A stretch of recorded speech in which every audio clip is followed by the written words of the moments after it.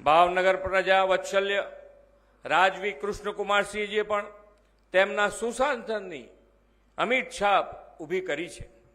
શ્રી કૃષ્ણકુમારસિંહજીએ તો દેશ માટે રાજ્ય સમર્પણ કરનાર પહેલા રાજવી તરીકે ઇતિહાસમાં અમર નામ પ્રાપ્ત કર્યું છે.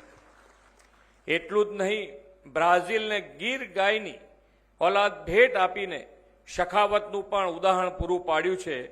એના ઋણાનુભાવ સાથે બ્રાઝિલમાં મહારાજાનું સ્ટેચ્યુ આજે પણ ઊભું છે. ગોંડલના રાજવી શ્રી ભગવતસિંહજી નું પ્રજા વાત્સલ્ય અને સાહિત્ય માટેનો પ્રેમ અનેક રાજનેતાઓ માટે માર્ગદર્શક છે. આજે લગભગ દરેક ક્ષેત્રમાં ક્ષત્રિયોનું પ્રધાન છે.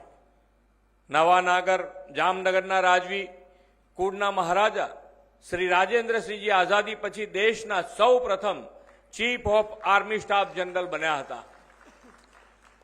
આજ સમાજે ક્રિકેટમાં રણજીતસિંહજી, દિલીપસિંહજી અને રવિન્દ્રસિંહ જાડેજા જેવા રત્નો આપ્યા છે.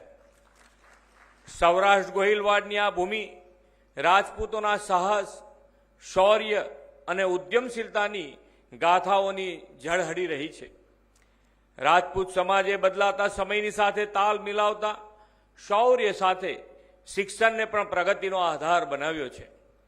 આર્ટ એન્ડ લિટરેચર, રાજનીતિ, આરોગ્ય, વહીવટીતંત્ર, સમાજ જીવનના દરેક મહત્વના ક્ષેત્રમાં આજે ક્ષત્રિય ભાઈ બહેનોનું ખૂબ સારું યોગદાન છે.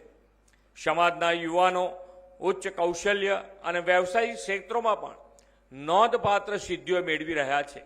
શિક્ષણ દ્વારા આ સમાજમાં જાગૃતિ, આત્મનિર્ભરતા અને નેતૃત્વ ક્ષમતાનો વિકાસ થયો છે.